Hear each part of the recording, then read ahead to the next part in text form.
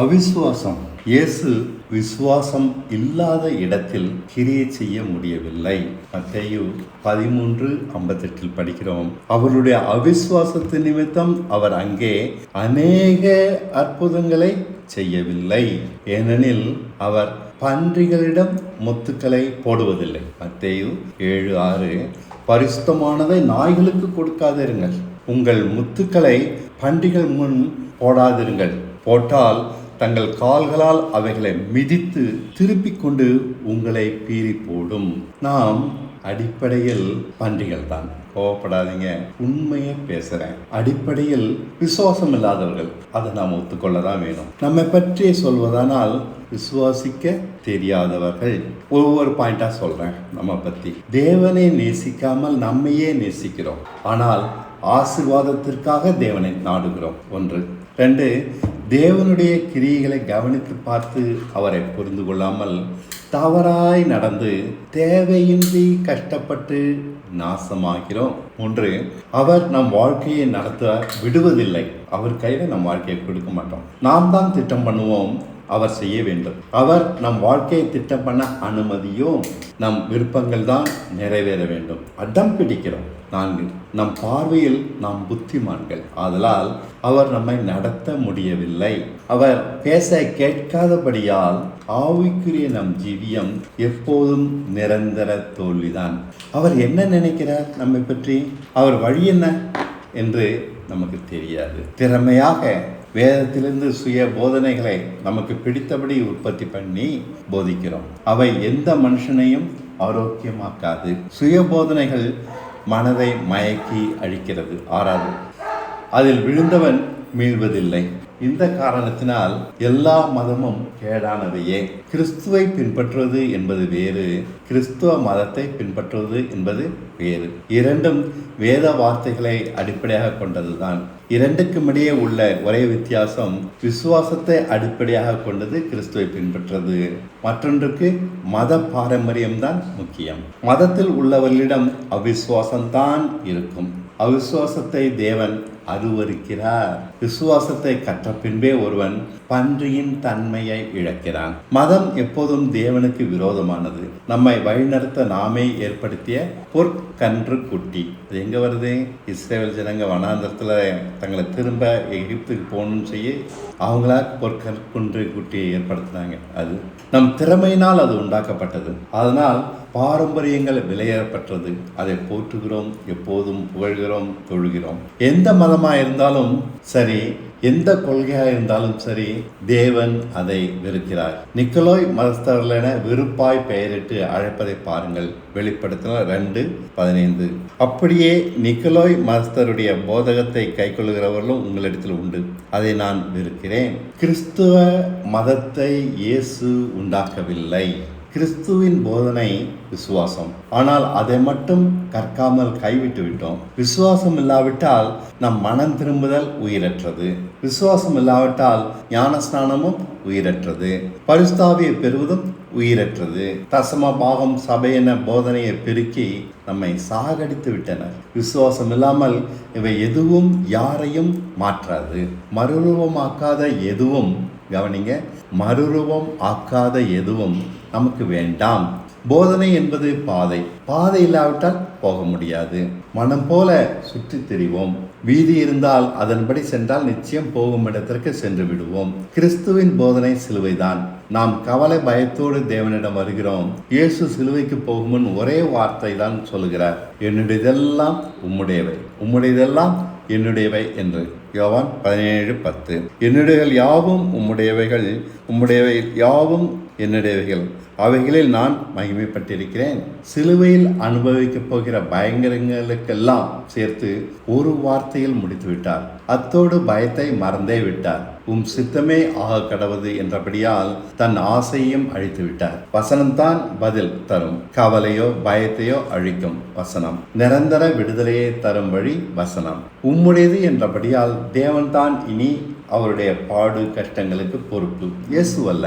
இதைத்தான் நாம் புரிந்து கொள்ள வேண்டும். இனி அதற்கு பொறுப்பு தேவன், இயேசு அல்ல. அவை எவ்வளவு பெரிதாக இருந்தாலும் இனி அவை அவருடையது அல்ல, தேவனுடையது. அவர் கவலைப்படட்டும், அவர் செயல்படட்டும், அவ்வளவுதான் நம் நிலை, விசுவாசத்தின் நிலை. அதன்படி தேவன் இயேசுவை சகிக்க உதவி பண்ணியபடியால் அவரால் சிலுவையை பொறுமையாய் சகிக்க முடிந்தது. சகித்தபடியால் மேற்கொண்டார்.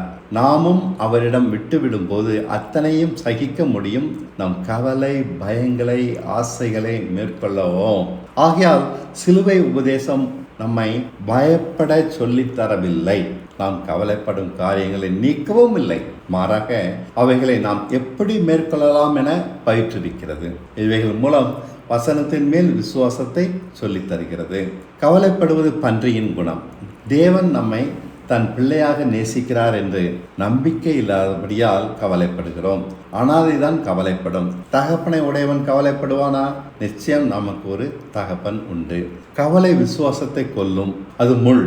நம் விசுவாசம் வளராதபடி கொன்று போடுகிறதென விதைகள் கதையில் படிக்கிறோம். கவலையை கொல்லாவிட்டால் அது விசுவாசத்தை கொன்றுவிடும். விசுவாசம் செயல்படாதபடி தடுக்க போதுமான பலம் நம் ஆசைகள், பயங்கள், கவலைக்கு உண்டு. இவை பெயர்தான் மாம்சம். மாம்சம் என்பதே நோய். அதற்கு மருந்து விசுவாசம்தான். வறுமையுள்ளவர்களுக்குத்தான் கவலை வரும் என்பது உண்மை அல்ல. இந்த நோய் எல்லா வயதினருக்கும், சிறு பிள்ளைக்கு கூட வரும். மெய்யான விசுவாசம் இல்லாதபடியால் மாம்சத்தின் அனைத்து தன்மைகளும் நம்மில் வாசம் பண்ணும்.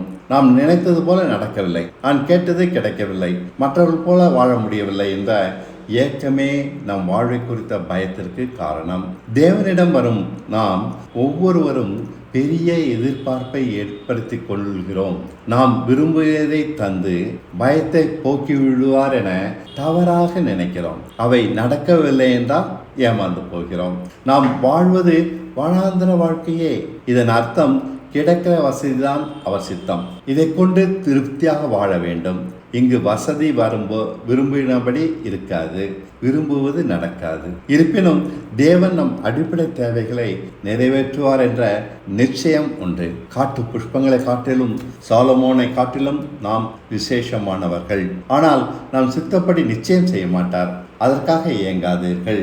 நம் கவலைகளை அவர் சித்தப்படி கையாளட்டும். இதற்கு சகிப்பும் பொறுமையும் தேவை.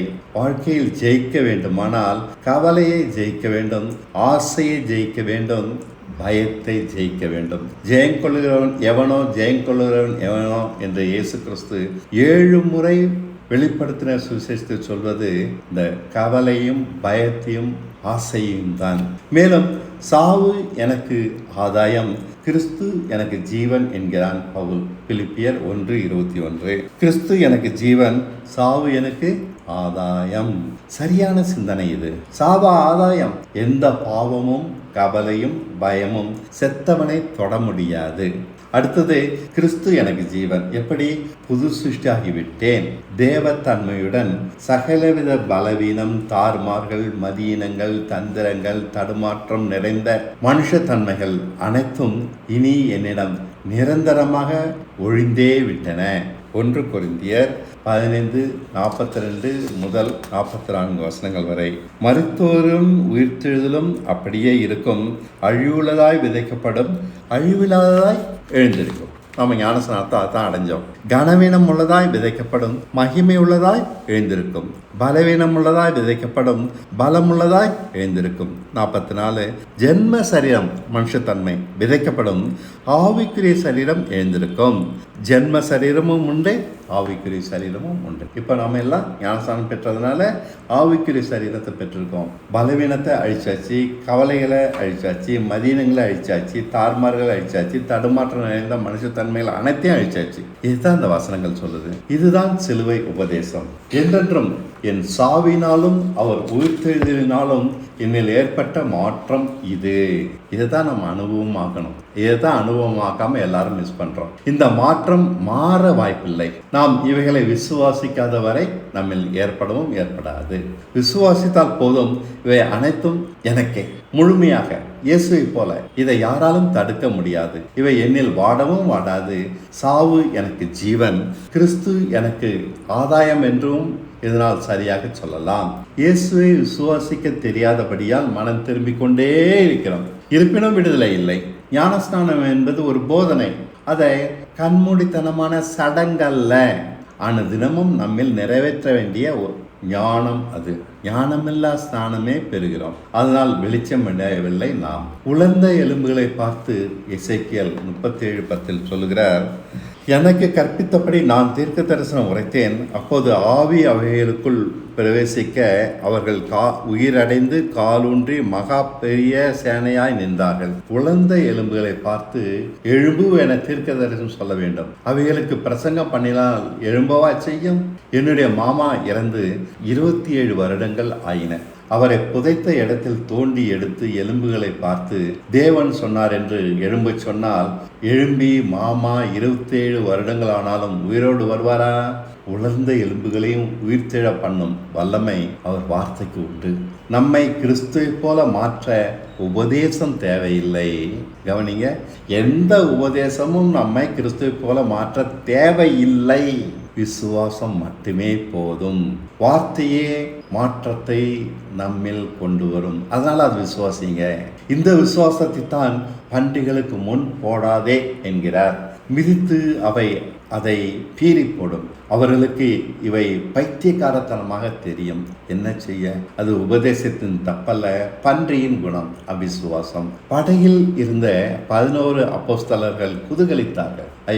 இயேசுவும் பேதுருவும் தண்ணீர் மேல் நடக்கிறார்களே, பேஷ் பேஷ், ஆஹா ஓஹோ, இவ்வளவுதான் அவரால் முடியும். இயேசு மரணத்தையே ஜெயித்தார். வேதத்தில் இருக்கிறது, நாமும் ஆகா என்கிறோம். நாம் மாறவில்லையே. பவுல் சொல்லுகிறான், என்னால் அவனுக்கு உண்டான மாற்றத்தை பற்றி எழுதுறான். என்னால் சத்தியத்திற்கு விரோதமாக ஒன்றும் செய்ய முடியாது. எதை செய்தாலும் அது சத்தியத்திற்கு ஏதுவாகத்தான் இருக்கும். 2 கொரிந்தியர் 13:8.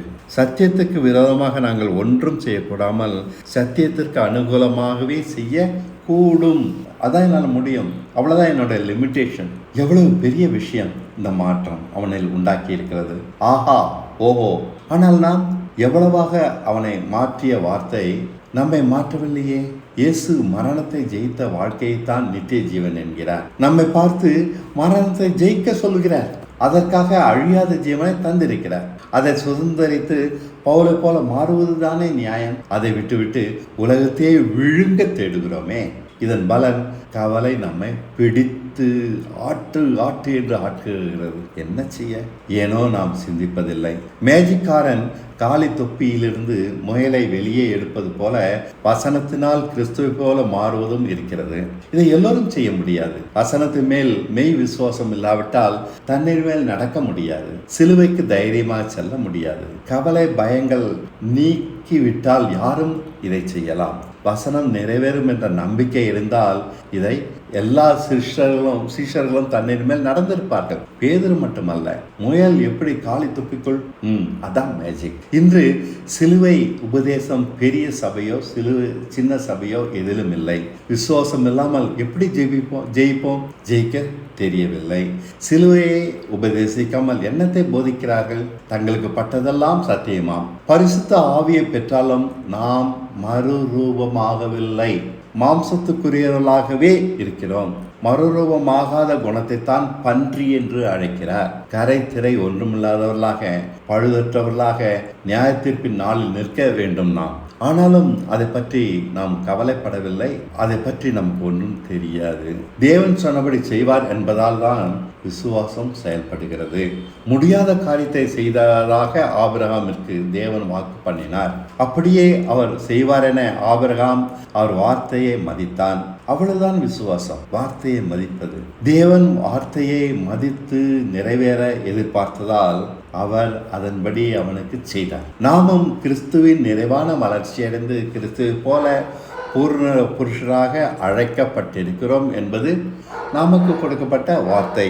எபேசியர் 4:17. ஆதலால் கர்த்தருக்குள் நான் உங்களுக்கு சாட்சியாக சொல்லி எச்சரிக்கிறது என்னவெனில், மற்ற புறஜாதிகள் போல தங்கள் வீணான சிந்தையில் நடப்பது போல நீங்கள் இனி நடவாமல் இருங்கள். அதுக்கு அடுத்த வசனம் இல்லை, நான் அதை படிச்சு பாருங்க. கிறிஸ்துவை போல நாம் மாற முடியாது. அந்த வேலையை வார்த்தையின்படி அவர் செய்து முடிப்பார் என்று ஆசையாய் எதிர்பார்ப்பதுதான் விசுவாசம். தொப்பிக்குள் இதோப்பா முயல். நம்ம ஆண்டவர் மாத்திட்டாரு. நம்ம விசுவாசிக்கிறோம், அதனால நடக்கும்.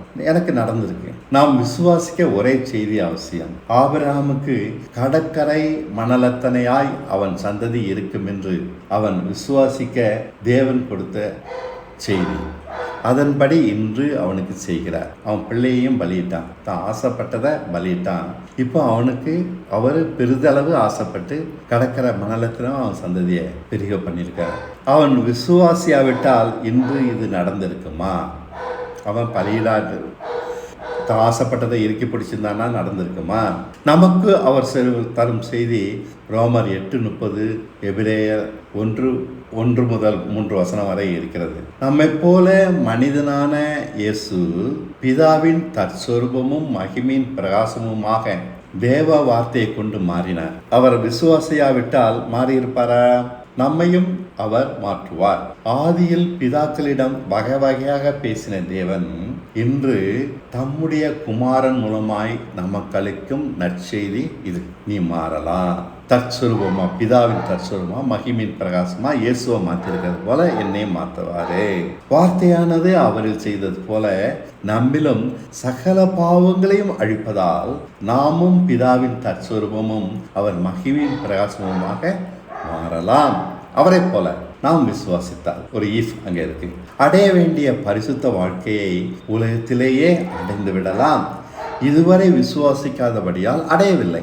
அடையாதபடியால் கவலையில் மூழ்கி கிடக்கிறோம். பயமும் ஆசையும் நம்மை பிடித்தாட்டுகிறது. நீங்கள் மாறி இருந்தனாக்க பயமோ கவலையோ உங்களை பிடித்தாட்டாது. அது ஓடி போயிடும். அதை ஜெயிச்சிருப்பீங்க. நித்திய ஜீவன் என்றால் ஏதோ பரலோகத்தில் போய் படுத்து கொள்ளலாம் என நினைக்கிறோம். அப்படி இல்லை. இயேசு போல கவலையை ஜெயித்து, பயத்தை ஜெயித்து, ஆசையை ஜெயித்து மகிமையில் பிரகாசிப்பது அது. சத்தியத்திற்கு சாட்சியாக யோவான் போல முடிவு வரை, உலகத்தின் முடிவு வரை விளங்கலாம். அப்போது நமக்கு தேவன் கொடுத்த வாக்குத்தத்தத்தை சுதந்திரிப்பதால் தான் இது கிடைக்கும். நாம் அறிந்ததெல்லாம் செத்தப்பின் நரகம் போகாமல் பரலோகம் போவோம் என்பதுதான். இது அப்பட்ட மூட நம்பிக்கை. இன்று கிறிஸ்துவை போல அப்பழுக்கல்லாதவர்களாக ஆகாவிட்டால் நாளை பரலோகம் போவோம் என நம்பினால் அதற்கு யார் பொறுப்பு? நான் கிறிஸ்தவனாக விரும்பவில்லை. அது ஒரு மதம் மாறுவதால் எவ்வித பயனும் இல்லை. கிறிஸ்து மதத்தை உண்டாக்கவில்லை. ஆரம்பத்தில் நான் சபைகளுக்கு சென்று வீணாகியதே மிச்சம். தேவையில்லாத பயத்தையும் குழப்பங்களையும் சொல்லி தந்தார்கள்.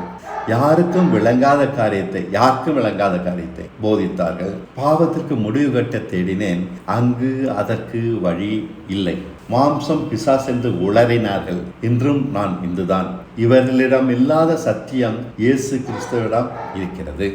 இயேசுவை நீதிமானாக்கியது போல நம்மையும் அவர் தம்முடைய வீடெங்கிலும் உண்மையிலோனாக்கி எந்த பாவத்தினால் சோதிக்கப்பட்டாலும் பாவமில்லாதவர்களாக ஆக்கி பட்ட பாடுகளால் கீழ்ப்படுதலை கற்றுக்கொள்ள செய்து நீதிமானாக்குவார். இது நம் முயற்சினால் வருவதல்ல. இது தேவனிடம் இயேசு பெற்ற விசேஷ உதவி. அதே உதவி நமக்கும் கிடைக்கும். நமக்கும் இயேசுவின் மூலம் அவர் தந்த வாக்குத்தத்தம் இது. மோசே தேவனுடைய வீடெங்கிலும் உண்மையாளனாக இருந்தான். அது அவனுடைய முயற்சி. இப்படி நம் முயற்சினால் நீதிமானாக்கப்படுவதில்லை. தேவத்தன்மையை அழியாத ஜீவனால் அடைவதால் உண்மையுள்ளவனாக ஆகிறோம். இயேசுவும் அப்படியே எபிரேயர் 7:17 சொல்லப்பட்டிருக்கபடி ஆனார். நீர் மெல்கிசேதேக்கின் முறைமையின்படி என்றென்றைக்கும் ஆசிரியராக இருக்கிறீர் என்று சொல்லிய சாட்சிக்கத்தக்கதாக அழியாத ஜீவனுக்குரிய வல்லமையினாலே ஆசாரியராக ஆனார். விசுவாசித்தால் போதும். மெய்யான பரிசுத்தமும் நீதியும் நமக்கு வாக்குத்தத்தமாக கொடுக்கப்பட்டுள்ளது. இதை விசுவாசத்தினாலும் பொறுமையினாலும் சுதந்திரிக்காமல் இதை விசுவாசிக்க வேண்டும் என்று அறியாமல் விசுவாசிப்பதாய் நினைக்கிறோமே. நாம் இயேசுவை போல நீதிமானாவது இலவசம். இதன் அர்த்தம் ஒன்றும் நாம் செய்ய வேண்டாம். விசுவாசித்தால் மட்டும் போதும். தொப்பிக்குள்ளேருந்து முயல் தானா வரும். காலி தொப்பிக்குள்ளேருந்து. ஆனால் பரலோகம் இலவசம் இல்லை. அது விசுவாசத்தினால் நீதிமானாக மாறி சோதனையில் நிரூபிக்கப்பட்டவர்களுக்கு மட்டுமே பரலோகம். அப்படிப்பட்டவர்களே மரணத்தை ஜெயமாய் இயேசுவை போல விழுங்க முடியும். இப்படி விசுவாசத்தினால் நீதிமானாகாமல் சுயபலத்தால் கட்டுப்பாடு பண்ணி நீதிமானாக வாழ்வது ஒரு மதமாக உருமாகியது. மதத்திற்கு தெளிவான நியமிக்கப்பட்ட கட்டுப்பாடு உண்டு, ஒழுங்கு உண்டு. அதன்படி ஒருவன் நடந்தால் போதும். ஆனால் விசுவாசமோ அப்படி இல்லை. அது கட்டுப்பாடு அற்றது. தேவ வெளிப்பாட்டின் அடிப்படையில் நீதியை செய்வது, நன்மை இது, பரிசுத்தம் இது என தீர்மானிப்பது சூழ்நிலை சந்தர்ப்பங்களை பொறுத்தே. எல்லாவற்றையும் அனுபவிக்க எனக்கு அதிகாரம் உண்டு. எப்படி? எல்லாவற்றையும் அனுபவிக்க எனக்கு அதிகாரம் உண்டு. ஆனால் எதற்கும் அடிமைப்படேன் என்ற அறிக்கையை சுதந்திரமாய் கொண்டது விசுவாசம். 1 கொரிந்தியர் 10:23. எல்லாவற்றையும் அனுபவிக்க எனக்கு அதிகாரம் உண்டு, ஆகிலும் எல்லாம் எனக்கு தகுதியாயிராது. எல்லாவற்றையும் அனுபவிக்க எனக்கு அதிகாரம் உண்டு, ஆகிலும் எல்லாம் பக்தி விருத்தியை உண்டாக்காது. இதுதான் விசுவாசத்தினுடைய அடிப்படை. 10 கற்பனை அல்ல. மதம் யாரை நாம் சார்ந்திருக்கிறோம் என்பதை பொறுத்தது. பவுலோ அப்பல்லோவோ என்று வேறு பிரித்து பார்க்கும். விசுவாசம் கிறிஸ்துவின் வார்த்தையால் பிழைக்கும், அன்பை வெளிப்படுத்தும். அது எந்த பிரிவையும் சார்ந்திராது. கிறிஸ்துவினால் நமக்கு அருளப்பட்டவைகளை சுதந்திரிக்கவே விசுவாசம் உதவும். கவலை பயங்களை நீக்காமல் செயலிழக்க பண்ணும். மதமோ அவைகளை அறியாமல் மேலோட்டமான சடங்கின்படி பொய்யாய் சந்தோஷமாக வாழ வழி சொல்லும். மதம் சுயநலத்தை அடிப்படையாக கொண்டது. நான் ஆசீர்வதிக்கப்பட வேண்டும். விசுவாசமோ தியாகத்தை அடிப்படையாக கொண்டது. தன்னை அழித்து தேவனை நேசிக்க வேண்டும். அங்கு விட்டு கொடுக்கும் பண்பு இருக்கிறபடியால் சண்டைக்கும் குறைச்சொல்லுக்கும் இடமில்லை. விசுவாசம் பாவத்தை கண்டிக்கும், விடுதலையை வற்புறுத்தும், மாய்மானத்தை வெறுக்கும், அன்பை நடந்து செயலில் நிரூபிக்கும். அவிசுவாசம் விடுதலையை மறந்துவிடும். மாய்மானத்தின் மொத்த உருவம் மதம். மன்னிப்பை மட்டும் அது தேடும். அவிசுவாசம் நம்மை பல விதங்களில் பிரிக்கும். ஆனால் விசுவாசமோ எல்லோரையும் ஒன்று சேர்க்கும், ஒருவருக்கு ஒருவர் அவசியமாக ஆக்கும். நம்மை நாம் விசுவாசம் உள்ளவர்கள் என எப்போதும் நிதானிப்பதால் நியாயத்தீர்ப்பிலிருந்து தப்புகிறோம். ஆனால் மதஸ்தவர்கள் பலவீனர்களும் ஆவிக்குரிய வியாதி உள்ளவர்களுமாய் இருக்கிறார்கள். தலைவர்கள் பாவத்தினால் மரித்தவர்களாக இருக்கிறார்கள். தேவன் பாரபட்சமற்றவர். யாருடைய கஷ்டங்கள் கவலைகள் பிரச்சனைகளையும் அவர் கவனிங்க, யாருடைய கஷ்டங்கள் கவலைகள் பிரச்சனைகளையும் அவர் பார்ப்பதில்லை. தலையில் அடிச்சு சொல்றேன், அவர் பார்ப்பது இல்லை இல்லை இல்லை. இது மண்டைக்குள்ள இறங்கணும். நம்முடைய கஷ்டங்கள் கவலைகள் அவர் பார்க்கறதே இல்லை. அவர்கள் விசுவாசிக்கிறார்களா இல்லையா என்பதே அவர் கவனம். நானா பேசல, வசனங்களை எடுத்து காண்பிக்கிறார். அடம் பிடிக்கிறார். விசுவாசிக்காதவர்களை காப்பாற்ற மாட்டேன் என்று அடம் பிடிக்கிறார். இஸ்ரவேல் ஜனங்களை பலவித அற்புதங்கள் செய்து எகிப்திலிருந்து மீட்டு கொண்டு வந்த பின் அவர்கள் வாக்குத்தத்த தேசத்தை பற்றி துர்ச்செய்தியை கேட்ட பின் விசுவாசிக்கவில்லை என்று கண்டு வனாந்திரத்திலேயே கைவிட்டு விட்டார். சிறிதும் தயவு காண்பிக்கவில்லை. எல்லோரும் சாகும் வரை பொறுத்திருக்கிறார். கையை கட்டிக்கிட்டு போனா போகிறது நடத்தலாமே, நடத்த மறுக்கிறார். அவர்கள் பிள்ளைகளை மட்டும் நடத்தினார். நம்மிடம் உண்மையிலேயே விசுவாசம் இருக்கிறதா என பாருங்கள். நம்மிடம் தைரியம் இல்லாவிட்டால் விசுவாசம் இல்லை. வசனத்தின் மேல் எதிர்பார்ப்பு இல்லாவிட்டால் விசுவாசம் இல்லை. எதிர்பார்ப்பு தான் விசுவாசத்தின் அடையாளம். விசுவாசம் நம்மை கிறிஸ்துவை போல மாற்றும். 4 வீடு வாங்கி தராது, IAS பாஸ் பண்ண முடியாது, MBBS படிப்பு கிடைக்காது, அமெரிக்காவில் போய் செட்டில் ஆக முடியாது. இதெல்லாம் விசுவாசம் செய்யாது. விசுவாசம் நம்மை கிறிஸ்துவை போல மாற்றும். விசுவாசம் இல்லாதவர்களுக்கு அது ஒரு வெட்டி பேச்சு. விசுவாசம் கவலையை அழிக்கும். உலகத்தை அனுபவித்தாலும் அதனால் பாதிக்கப்படாது. திரும்ப சொல்றேன், விசுவாசம் கவலையை அழிக்கும். கவலை விசுவாசத்தை அழிக்கும். எதுக்கு இடம் கொடுக்கிறோமோ அதான் நம்மள்கிட்ட நடக்கும். உலகத்தை அனுபவித்தாலும் அதனால் விசுவாசம் பாதிக்கப்படாது. அனுபவிக்காவிட்டாலும் அதனால் பாரப்படாது. அவிசுவாசம் உலக கவலையினால் நிறைந்தது. ஐஸ்வர்ய மயக்கத்தினால் தள்ளாடும். இதை அனுபவிக்க வேண்டும் என்று ஏங்குகிறது, ஓடுகிறது.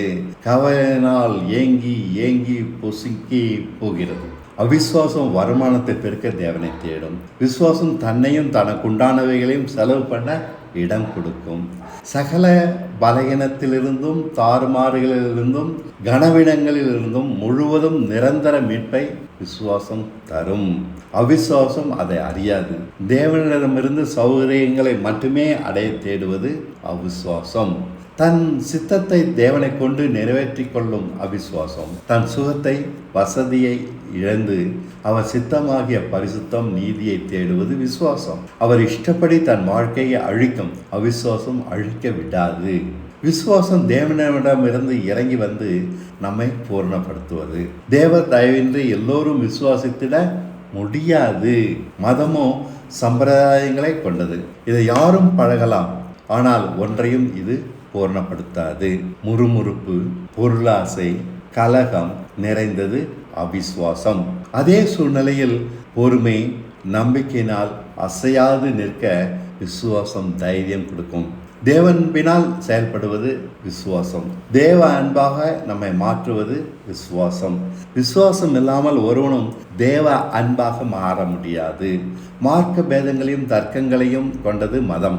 சுயத்தை பேணுவது அவிசுவாசம். அதை அழிக்காது. இயேசு தண்ணீர் மேல் நடப்பதை பார்த்து தானும் நடக்க வேண்டும் என விசுவாசம் சொல்கிறது. பேதுரும் இயேசுவும் தண்ணீரில் நடக்க பார்த்தாலும் படகை விட்டு கீழே இறங்காத 11 சீஷர்களின் அர்த்தமற்ற விசுவாசம்தான் மதத்தை உண்டாக்கியது. அர்த்தமற்ற விசுவாசம், அதாவது அவிசுவாசம் உண்டாக்குகிறது பார்த்தோம். ஆனால் நாங்கள் நடக்க முயலவில்லை. தண்ணீர் மேல் நடக்க முடியுமென எங்களுக்கு தெரியும், ஆனால் நாங்கள் நடக்கவில்லை. இவ்வித விசுவாசத்தினால் பயனொன்றும் இல்லை. தேவ வசனத்தை கொண்டே இவ்விரு கூட்டமும் உண்டாகிறது. ஒன்று மார்த்தாள், மற்றொன்று மரியாள். ஒன்று இயேசுவுக்காக ஊழியம் செய்ய ஓடுகிறது, மற்றொன்று அவரை போல ஜீவிக்க தேடுகிறது. இயேசுவை கற்று அவர் போல மாறி நீதிமானாகிறது. லூக்கா 10:41-42. இயேசு அவளுக்காக பிரதித்திரமாக, மார்த்தாளே மார்த்தாளே, நீ அநேக காரியங்களை குறித்து கவலைப்பட்டு கொண்டிருக்கிறாய், கலங்குகிறாய். தேவையானது ஒன்றே. மரியாள் தன்னை விட்டெடுபடாத நல்ல பங்கை தெரிந்து கொண்டாள் என்றார். அவ்விசுவாசமோ பாவ மன்னிப்பே போதுமென மயங்குகிறது. சுருக்கமாய் சொல்ல போனால், தேவ வசனத்தின் மேல் வெளிச்சம் பெற்று விசுவாசம் செயல்படுகிறது. அவ்விசுவாசமோ வெளிச்சம் இல்லாதபடியால் இருளில் கிடக்கிறது. மதம் ஒரு படுகுழி. அதில் விழுந்தவர்கள் எழுவதில்லை. வாழ்வில் எவ்வித முன்னேற்றமும் இருக்காது. இயேசு தண்ணீர் மேல் நடந்தார் என்பது சத்தியமாகாது. அதை பார்த்த பவுலும் நடந்தான் என்பதும் சத்தியமாகாது. இவைகளை கண்ட நானும் தண்ணீர் மேல் நடக்கிறேன் என்பதுதான் சத்தியமாகும். அதுவரை நம் விசுவாசம் நோய் கொண்ட அவிசுவாசமே. அவர்களால் நடக்க முடியும், என்னால் முடியாது என்று பின்வாங்குகிறது. மெய்யாய் விசுவாசிக்கும் போதுதான் சத்தியம் அனுபவமாகிறது. அவர்களை கொண்டுதான் உலகத்திற்கு சத்தியம் வெளிப்படும், வெளிச்சம் வரும். அதுவரை சத்தியம் நமக்கே மறைபொருள் தான். எவ்வளவுதான் பைபிள் படித்தால் புரியாது. இன்று வரை வேதம் இருக்கிறது, அதில் பல ஆராய்ச்சிகள் நிகழ்கின்றன. ஆனாலும் சத்தியத்தை கண்டுபிடிக்க முடியவில்லை. மெய் விசுவாசம்தான் சத்தியத்தை வெளிப்படுத்த முடியும். இதுதான் காரணம் உலகம் இருளில் இருக்கிறதுக்கு. விசுவாசிக்கிறவன் சகலவற்றையும் ஆராய்ந்து நிதானிக்கிறான். 1 கொரிந்தியர் 2:15. ஆவிக்குரியவன் எல்லாவற்றையும் ஆராய்ந்து நிதானிக்கிறான். இவன் தான் ஆவிக்குரியவன், பரிசுத்தா பெற்று குதிக்கிறவன் இல்லை. ஆனாலும் அவன் மற்றொருவனாலும் ஆராய்ந்து நிதானிக்கப்படான். எவ்வளவுதான் நம்மளை குற்றம் கண்டுபிடிச்சாலும் யாருமே நம்ம மேல குற்றம் கண்டுபிடிக்க முடியாது. ஆராய்ந்து நிதானிக்கிறான். உணர்ச்சிக்கு அடிமைப்பட்டவனை ஆவிக்குரியவன் என்கிறது சபைகள். ஆவிக்குரியவன் வசனத்தை அனுபவமாக்குகிறான். அதனால்தான் அவன் ஆவிக்குரியவன். உணர்ச்சிக்கு அடிமையோ மதத்தை பின்பற்றுகிறான். சாரமற்ற உப்பு. தான் விசுவாசிக்கிறோமா இல்லையா என்பதை மதத்தில் உள்ளவர்கள் ஆராய மாட்டார்கள். அவர்கள் ஜெபம் கேட்கப்படுவதாலும் தேவைகள் சந்திக்கப்படுவதாலும் சந்தோஷமாக இருக்கிறார்கள். தங்களை விசுவாசிகள் என நினைக்கிறார்கள். உலக நன்மைகளை விருப்பப்படி தருகிறார் அவர்களுக்கு தேவன். ஆனால் பாவத்தின் மேல் அவர்களுக்கு ஜெயமில்லை. சாரமில்லாத உப்பு காலின் கீழ் போட்டு மிதிக்கப்படுவதற்கே அல்லாமல் வேறு பயனில்லை என்கிறார் இயேசு. மத்தேயு 5:13. நீங்கள் பூமிக்கு உப்பாயிருக்கிறீர்கள்.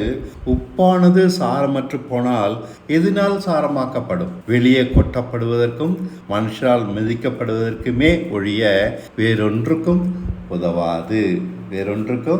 உதவாது. யார் சாரமில்லாத உப்பு? ஆவியில் எளிமை இல்லாதவர்களை சாரமில்லாத உப்பென்கிறார். சாந்த குணம் இல்லாதவர்களை சாரமில்லாத உப்பென்கிறார். நீதியின் மேல் பசி தாகம் இல்லாதவர்களை சாரமில்லாத உப்பென்கிறார். இரக்கமில்லாதவர்களை, சமாதானம் பண்ணாதவர்களை, சுத்த இருதயம் அற்றவர்களை, நீதிக்காக பாடுபட மறுப்பவர்களை, அவர் நாமத்துக்காக பாடுபட மறுப்பவர்களை சாரமற்ற உப்பென்கிறார். இதன் பொருள் விசுவாசம் இல்லாதவர்கள். சுருக்கமா, காலின் கீழ் போட்டு மிதிப்படவே பயன்படுவார்கள். ஆக்கினைக்கு நியமிக்கப்பட்டவர்கள் இவர்கள். நியமிக்கப்பட்டவர்கள், அவங்கள யார் மர்ச் பண்ணாலும் மாற்ற முடியாது. அவிசுவாசத்து நிமித்தம் புறக்கணிக்கப்பட்ட இஸ்ரவேலர்கள் போன்றவர்கள் இவர்கள். இந்த தன்மைகள் அனைத்தும் தேவன் நடத்த தேவையான, நம்மை நடத்த தேவையான, நம் வாழ்க்கையை அவர் கையில் எடுத்து நடத்த தேவையான முக்கிய குணங்கள். விசுவாசிக்கிற எவனிடமும் தேவன் குறைவின்றி எதிர்பார்ப்பவை இவை. அவிசுவாசமுள்ள எவனிடம் இவை காணப்பட முடியாது. நாம் விசுவாசத்தின் சாரம் இந்த குணநலன்கள். தன்னை உணர்வதால் ஆவியில் எளிமை உண்டாகிறது. இவையெல்லாம் எங்கேருந்து எந்த கடையில் போய் வாங்கிக்கலாம்? தன்னை உணர்வதால் ஆவியில் எளிமை நமக்குள் உண்டாகிறது. தீமையினால் உண்டான பவுல் தன்னை ஏற்றுக்கொள்ள முடியவில்லை என்று கதறுகிறான். தன்னையே அவனால் ஏற்றுக்கொள்ள முடியவில்லை. அது தனக்குள் இருக்கிற தீமையை பார்த்து நொறுங்கி போகிறான். இதுதான் நம்முடைய நிலைமையும். ஆனால் நம்மை உணராமல் இருப்பதால் தான் அவிசுவாசமாக இருக்கிறோம். தன்னை உணர்ந்தவன் பயப்படுவான். இந்த நிலையிலிருந்து மீள எதையும் செய்வான். எளிதாக தேவ வார்த்தையை விசுவாசிப்பான். கடினமாகவே இருக்காது. உணராதவனே திமிர் கொண்ட மனுஷன், திருத்த முடியாத பன்றி. ஆவியில் எளிமையாக ஆக்கவே நம்மை தேவன் பாவ தன்மை உள்ளவர்களாக படைத்தார். கவலை பயங்களால் நிறைத்தார். நம் இயல்பு தீமையாக இருப்பதால் அதை பார்த்த பவுல் நிர்பந்தமான மனுஷன் என்கிறான். ரோமர் 7:24-25. நிர்பந்தமான மனுஷன் நான். இந்த மரண சரீரத்திலிருந்து யார் என்னை விடுதலையாக்குவார்? நம்முடைய கர்த்தராய் இயேசு கிறிஸ்துவின் மூலமாய் தேவனை ஸ்தோத்திரிக்கிறேன். ஆதலால் நானே என் மனதினாலே தேவனுக்கும் நியாயப்பிரமாணத்திற்கும், மாம்சத்தினாலேயோ பாவ பிரமாணத்திற்கும் ஊழியம் செய்கிறேன். ரெண்டு மனுஷன் நான். மனது ஒன்றத்தை செய்து, சரீரம் வேற ஒன்றத்தை செய்து. சரீரத்தினால் பாவத்திற்கும், மனதால் தேவனுக்கும் ஊழியம் செய்கிறேன் என்கிறான். நாம் யாவரும் இதே நிலையில் தான் இருக்கிறோம் இல்லையா? மனதால் பாவத்திற்கு ஊழியம் செய்கிறோம், வாயால் தேவனுக்கு ஊழியம் செய்கிறோம் இல்லையா? நாம் இச்சிக்கிற குணத்தை உணர்ந்தால் எவனும் தைரியம் கொள்ள மாட்டான். நம்மிடம் இருக்கிற இச்சை செயல் இல்லை, மனசுல இருக்குது. மரணம் தான். அது இருந்தாலே மரணம் தான் இதன் முடிவு. நிலையான உறுதியான நியாயத்திற்கு அதற்கு அதான். ஆவியில் எளிமை மட்டுமல்ல, சாந்தம், இரக்கம், சுத்த இருதயம், நீதி மேல் பசித்தாகம், சமாதானத்தின் மேல் பசித்தாகம், நீதி நிமித்தம் பாட அனுபவிப்பது என்ற அத்தனையையும் நாம் அதை உணர்ந்துட்டோன்னா நம்மிடம் தானாக உண்டாகிடும். நம்ம எவ்வளோ தூரம் தீமையானவங்க, மரணத்துக்கு நியமிக்கப்பட்டவங்கன்றதை புரிஞ்சுக்கிட்டாலே, அதான் உண்மை. அந்த உண்மையை புரிஞ்சுக்கிட்டாலே போதும். தான் சுத்தமாக எந்த தூரமும் அவன் போவான். ஆக மெய் விசுவாசம் அவனிடம் உண்டாகும். அவிசுவாசியாக இருக்க வாய்ப்பே இல்லை. தேவனுடைய வார்த்தையை மதித்து நம்பி தண்ணீர் மேல் நடக்க அப்போது அவனுக்கு தைரியம் இருக்கும். சாரமற்ற உப்பாக மாட்டான். சாரமற்ற உப்பென்பது அவிசுவாசத்தின் அடையாளம். நம்மை உணராமல் ஏன் வீணாய் சாக வேண்டும்? பவுல் மாத்திரமா நிர்பந்தமான மனுஷன்? மனுஷனாக பிறந்த எவனும் இரண்டு மனுஷர்களே. இச்சிக்கிற குணத்தை அளவே விசுவாசிக்கிறோம். நம்மிடம் எவ்வளவு இச்சை இருக்குன்னு பார்த்தா அந்த அளவு தான் நம்ம விசுவாசிப்போம். நிறைய இருக்கு, இச்சை முடிவில்லாதது நம்மிடம் இருக்கு. மீட்பை தேடி சிலுவையிடம் வந்திருக்கோம். எவ்வளவு தீமையானவர்கள் என நாம் உணராது இருக்கிறவரை நமக்கு விசுவாசம் அவசியம் இல்லை. நோய் கொண்ட அவிசுவாசிகளாகவே இருப்போம். சுட்டு போட்டாலும் விசுவாசம் நம்ம உண்டாகாது. பக்தியால் நம்மை ஏமாற்றிக் கொள்கிறோம். தேவன் பல வகையில் நம்மை சிறுமைப்படுத்துகிறார். தோல்விகளால் நொறுக்குகிறார். தலை தூக்க முடிவதே இல்லை. தாங்குண்ணா துயரத்தில் ஆழ்த்துகிறார். சமுதாய அந்தஸ்து இழந்து அவமானத்தால் மூடிக்கொள்ள முடியாமல் தவித்து போகிறோம். ஏன் இப்படி செய்கிறார்? நம் தீமையை உணரும்படிக்கே பாடுகள். ஆவியில் எளிமையாக ஆக்குவதற்கே பாடுகள். ஆவியில் சிறுமைப்பட்ட மனுஷனுக்கு போதிக்க அவசியமில்லை. தானாக அவர்கள் தேவ சாயலாக மாறிவிடுகிறார்கள்.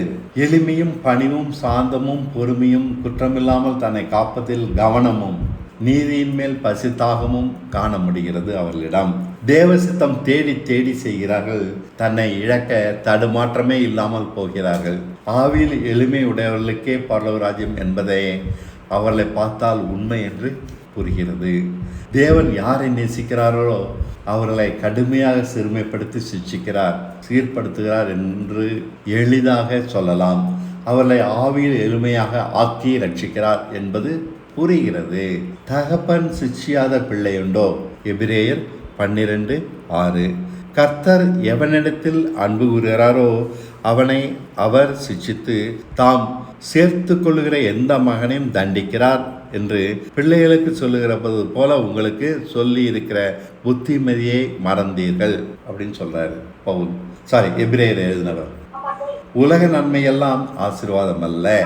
தேவனால் ஆவியில் எளிமையுள்ளவனாக மாற்றப்படுபவனே ஆசீர்வதிக்கப்படுகிறான். இந்த உலகம் ஒரு செட்டப். பாருங்க, இந்த உலகம் ஒரு செட்டப். பாவம், மாம்சம், பிசாசு எல்லாம் ஒரு செட்டப். எதுக்கு? தேவ மனுஷர்களை இதை கொண்டு உண்டாக்குவதற்காக. கஷ்டங்கள், கவலைகள், ஆசைகள் எல்லாம் நம்மை வறுத்தெடுக்க செட் பண்ணி இருக்கிறார். எப்படியாவது கிறிஸ்துவை போல மாற்ற இவை நம்மை தள்ளி விடுகின்றன. பணிவையும் விசுவாசத்தையும் சொல்லித்தர இவை ஏற்படுத்தப்பட்டவை. மனதளவில் எளிமையாகிறோம். நம் இஷ்டப்படி நடப்பதில்லை. அவர் சித்தப்படி ஆகட்டும் என காத்திருக்கிறோம். யாரையும் குற்றம் சொல்வதில்லை. நம்முடைய கஷ்டங்களுக்கு யாரையும் குற்றம் சொல்வதில்லை. நம்முடைய பிரச்சனைகளுக்கு மற்றவங்களை குற்றம் சொல்வதில்லை. நம் அவல நிலைக்கு நாம் தான் காரணம். இதுதான் ஆவியில் எளிமை. ஆவியில் எளிமை இருக்கவனுக்கு அடையாளம் என்ன? தான் எல்லாத்துக்கும் மற்றவங்களை காரணம் சொல்ல மாட்டான். நான் ஒருவன் திருந்தினால் எல்லோரும் திருந்துவார்கள். இதுதான் சத்தியம். இதுதான் சாந்தம். நான் திருந்துட்டோம் அப்படின்னு கஷ்டங்களை ஏற்றுக்கிட்டு திருத்திக் கொள்வான். என்னை போல தாறுமாறானவிடம் இரக்கம் உண்டாகிறது. என்னை போல தானே அவனும் தாறுமாறாக இருந்தான். அவனால் வருகிற கஷ்டங்களை ஏற்றுக்கொள்வதால் துயரத்தை அனுபவிக்கிறோம். பணத்தையோ கௌரவத்தையோ சுகத்தையோ சாதனைகளையோ தேடாமல் நீதியின் வழியது என தேடுவதால் நீதியின் மேல் பசித்தாக வருகிறது.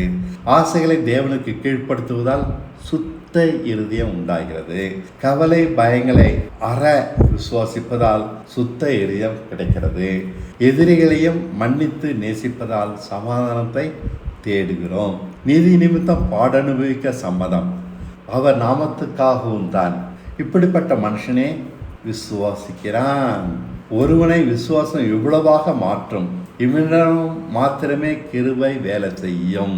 இவை இல்லாதவனிடம் தேவன் ஒன்றும் செய்ய முடியாது. அவன் குப்பைதான். கிறிஸ்துவை போல மாற்ற இந்த குணங்கள் தான் அடிப்படை தேவை. விசுவாசம் இவனிடம் மாத்திரமே செயல்படும். ஆபிரகாம், ஈசாக்கு, யாக்கோபின் தேவன் என்று தன்னை அறிமுகம் செய்ய காரணம் இவர்கள் அனைவரும் இத்தனை குணநலங்களை உடையவர்களாக இருந்தார்கள். அதாவது உலகத்தால் கரைப்படாதவர்கள் இவர்கள்.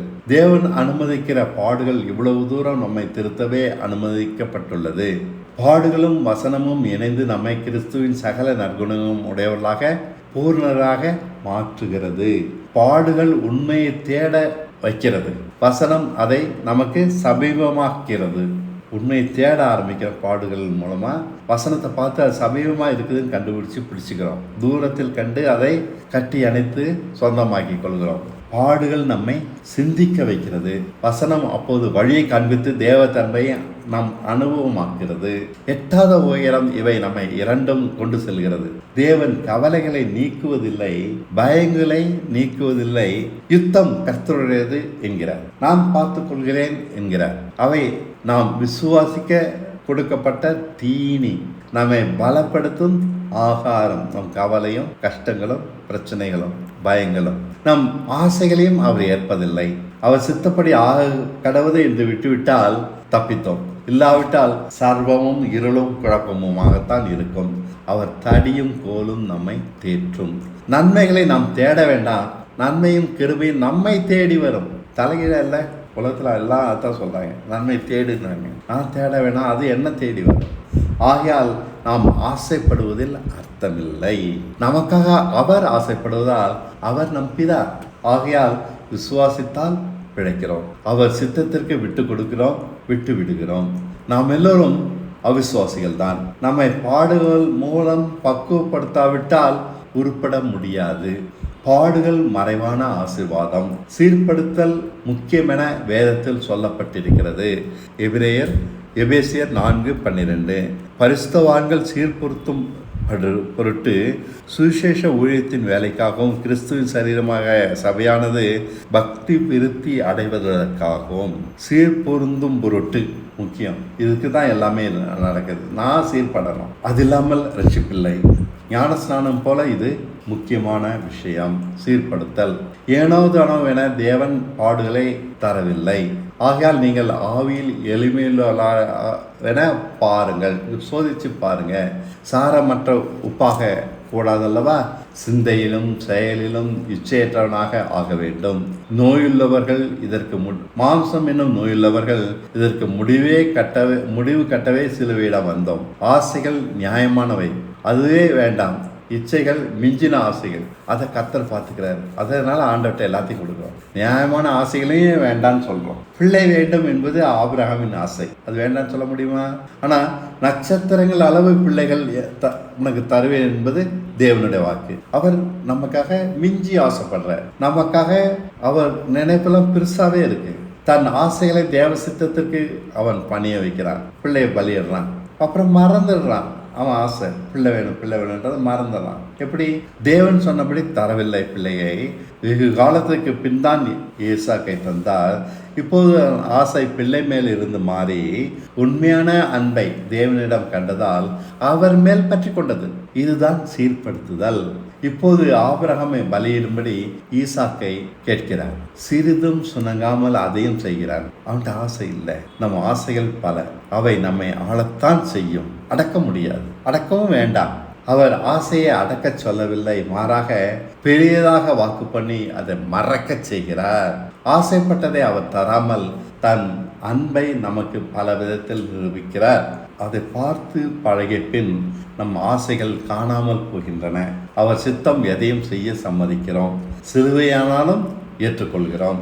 சீர்படுத்தல் அப்போது நம்மிடம் நடக்கிறது. நாம் பக்குவப்படுகிறோம்.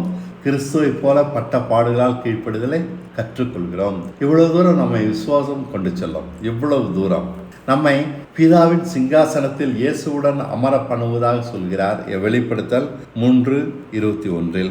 நான் ஜெயம் கொண்டு என் பிதாவினுடைய சிங்காசனத்திலே அவரோடு கூட உட்கார்ந்தது போல ஜெயம் கொள்ளுகிறவன் எவனோ அது நீங்களோ நானோ யாரானாலும் என்னுடைய சிங்காசனத்தில் என்னோட கூட உட்காரும்படி அருள் செய்வேன். பெரிய வார்த்தை. அவர் ஆசைகளாம் மிஞ்சினதான் இருக்கு. ஆபிரகாமுக்கு அதை நிறைவேற்றியவர், இயேசுவுக்கு நிறைவேற்றியவர் நமக்கும் நிறைவேற்றுவார். மாம்சம் என்ற நோய் ஆதாமினால் நமக்கு பிடித்தது. விசேஷ தேவ உதவியின்றி சுய புத்தியின்படி வாழ்கிற வாழ்க்கை மாம்ச வாழ்க்கை. ஆதலால் தேவனுக்கு விரோதமானது இது. இயேசுவினால் வாழும் வாழ்க்கையோ விசுவாசத்தை அடிப்படையாக கொண்டது. தேவ உதவியினால், அதாவது கிருபையினால் தேவன் காண்பிக்கிற படி மாத்திரம் செயல்படுவது. இங்கு சகலமும் தேவ உதவி. தேவ உதவியை மறந்ததால் கவலைப்படுகிறோம், பயப்படுகிறோம், இச்சிக்கிறோம். கிருபை இல்லாததால் நாம் விசுவாசிக்க மறந்து விடுகிறோம். மாம்சத்தின் தன்மை பயனற்றது, அவிசுவாசமே. இயேசு கிருபையால் வாழ்ந்தபடியால் பரிசுத்தமானார், நீதிமானாக கீழ்ப்படிந்தார். கவலைப்பட வாய்ப்பிருந்தாலும் கவலையாலும் பயத்தாலும் ஆளப்படவில்லை, இச்சிக்கவும் இல்லை. சகலவற்றையும் தேவனுக்கு கீழ்ப்படுத்தபடியால் பரிசுத்தமானார். எல்லா விதத்திலும் தேவ உதவி அவருக்கு கிடைத்தது. இதனால் மாசற்ற வாழ்க்கை வாழ்ந்தார். தோல்வியான ஜீவியம் வாழ்கிறவர்கள் ஜெயமாக வாழ்கிற வாழ்க்கையை புரிந்து கொள்ள முடியாதபடியால் அதை ஏற்றுக்கொள்வதில்லை, மாறாக எதிர்க்க ஆரம்பித்து விடுகின்றனர். நம் ஜீவனையே வெறுப்பது இங்கு அவசியம். எதை ஒத்துக்கொண்டாலும் இதை அவர்களால் ஒத்துக்கொள்ள முடியவில்லை. இப்படி வாழ்வதா? இது பொய் உபதேசம் என்கிறார்கள். குடும்பம் பிரிகிறது. பாடுள்ள வாழ்க்கைதான் விசுவாச வாழ்க்கை. அதை தவிர்க்க முடியவில்லை. இயேசுவையே பிசாசு பிடித்தவன் என்றார்களே, நாம் எம்மாத்திரம்? ஒரு பக்கம் தேவனை பிரியப்படுத்தும் வாழ்க்கை, மறுபக்கம் உலகத்தின் எதிர்ப்பு. தேவனை நேசிப்பதால் பாடு சகிக்கிறோம். உலக நன்மையை அவர் தராவிட்டாலும் தேவனை நேசிப்பதற்காகவே அவரிடம் உலக நன்மையை தராவிட்டாலும் தேவனை நேசிப்பதற்காகவே அவரிடம் வந்திருக்கிறோம். எந்த எதிர்பார்ப்பும் இன்றி விசுவாசம் வசனம் நிறைவேறும் என்ற எதிர்பார்ப்பை உண்டாக்குகிறது. உலக ஆசை மேல் எதிர்பார்ப்பை இழக்கச் செய்கிறது. அவர் தருவது போதும், அவ்வளவுதான்.